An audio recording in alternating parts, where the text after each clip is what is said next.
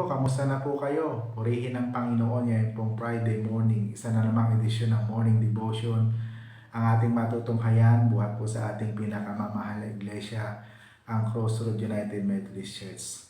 At salamat sa Panginoon dahil muli ay nakasama ko kayo sa umagang ito. At nawa ay patuloy kayong iniingatan, sinasamahan ng ating Panginoon. Ang ibabahagi ko sa umagang ito ay makikita natin sa Bilang chapter 12, verse 6b hanggang 8a. Ganito ang sinasabi, kung ang sino man nais kong piliing propeta, nagpapakita ko ng kanyang sa paggitan na kinakausap ko siya at sa panaginip. Ngunit kaiba ang ginawa ko kay Moses, sapagkat ipinagkatiwala ko sa kanya ang aking buong sambahayang Israel. Kinausap ko siya ng harap-harapan at sinabi ko sa kanya ang lahat sa maliwanag na paraan, hindi sa pamamagitan ng talinhaga, at siya ay lamang ang nakakita sa aking anyo. So ang title po ng ating morning devotion sa umagang ay Moses gained favor from God. So ano po ba ang katangian na nakita ng ating Panginoon kay Moses at bakit niya nakamit ang favor ng Diyos? Dahil sa pagiging mapagpakumbaba, si Moses hindi lamang siya basta pinagkatiwalaan, kundi lubos siyang pinagkatiwalaan ng Diyos. Siya lamang ang pinagkatiwalaan ng Diyos nang gayon na lamang sa kanyang kapanahunan. Paano naging kakaiba ang treatment ng Diyos kay Moses?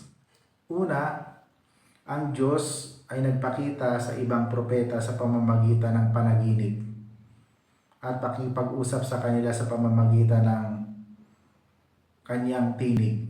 Ngunit ang Diyos ay nagpakita at nakipag-usap ng harapan kay Moses. Tanging si Moses lamang ang nakakita sa anyo ng Diyos. Pangalawa, ang Diyos ay nagtataas sa kalagayan ng isang taong mapagpakumbaba. Hindi na maibabalik ang taong may mababang kalooban sapagkat pinili na niyang nasa ibaba. Ngunit ang taong palalo, mayabang, mapagmataas ay bumabagsak at lalagapak. Inilapit ni Moses sa Diyos sa paningin ng kanyang kapatid sa sakit nito sa halip na ikatuwa ang nangyari. Ang kahandaan at pagiging mabilis magpatawad ay kakambal ng katangian ng pagiging mapagpakumbaba. Dahil dito ang taong mapagpakumbaba ay madaling makalaya mula sa pagkagalit.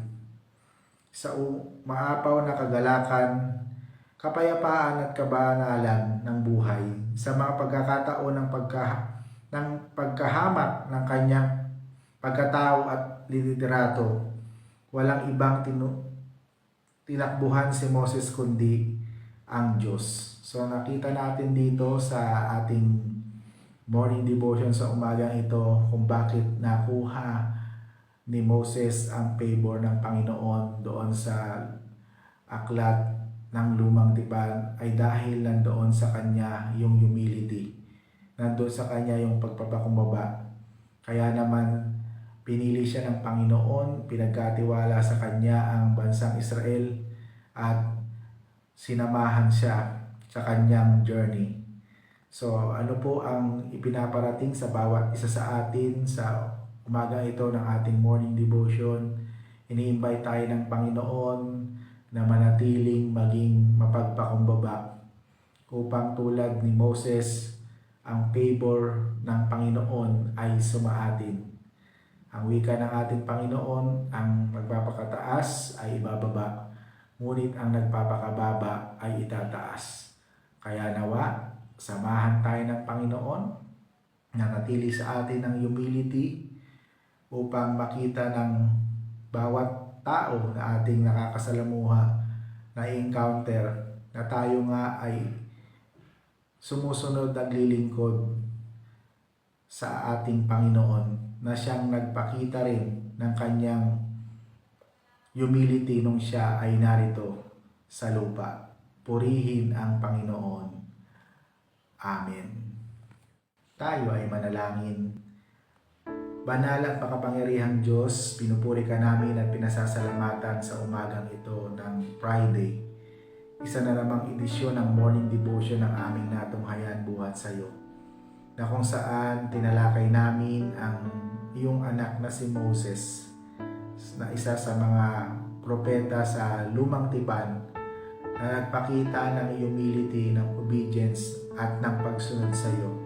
At dahil doon, tinanggap niya yung favor na nagmumula sa iyo. Tunay nga, Panginoon, na maraming tinuturo sa bawat isa sa amin ang aming morning devotion sa umagang ito.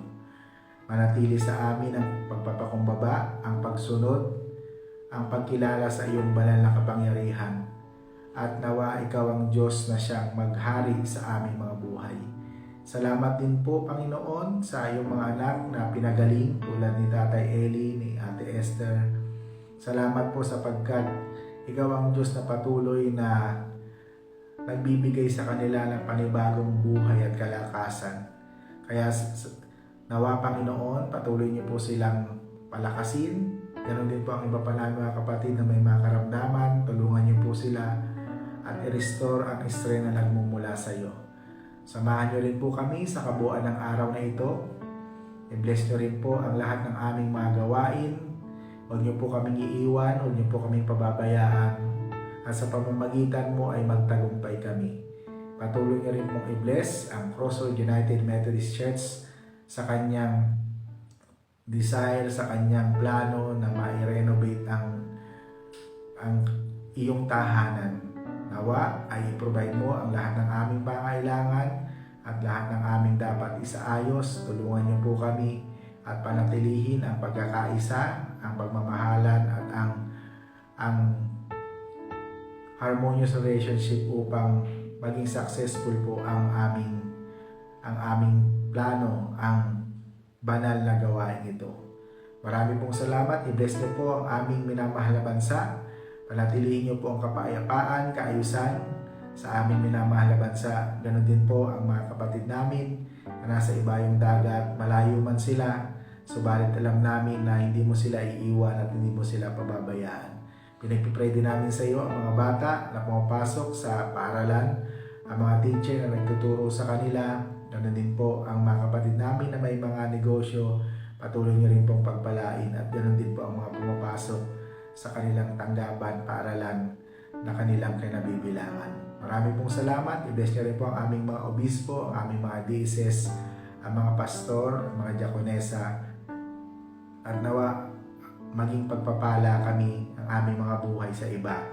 Makita ka sa bawat isa sa amin upang maraming mga tao ang mailapit namin sa iyong banal na harapan. Ito po ang aming panalangin sa matamis na pangalan ni Jesus na aming Panginoon. Amen. Ayan, natapos na naman tayo sa isa na namang edisyon ng Morning Devotion para sa araw na ito. So, next Monday ay February na po. Kaya salamat sa mga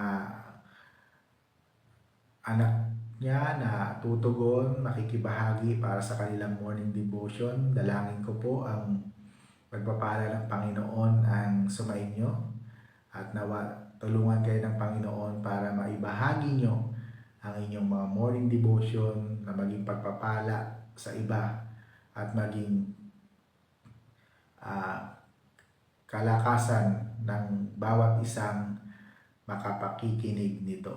So, mula po dito sa Crossroad United Methodist Church at sa mga bumubuo ng multimedia team, kasama po si Deaconess Risa Amazona. Ito po ang inyong lingkod, Pastor Moses. Lagi nagsasabing ang Diyos ay patuloy na mabuti, hindi lamang noon, ngayon, kundi maging sa darating na panahon. Hanggang sa muli, God bless everyone. Paalam!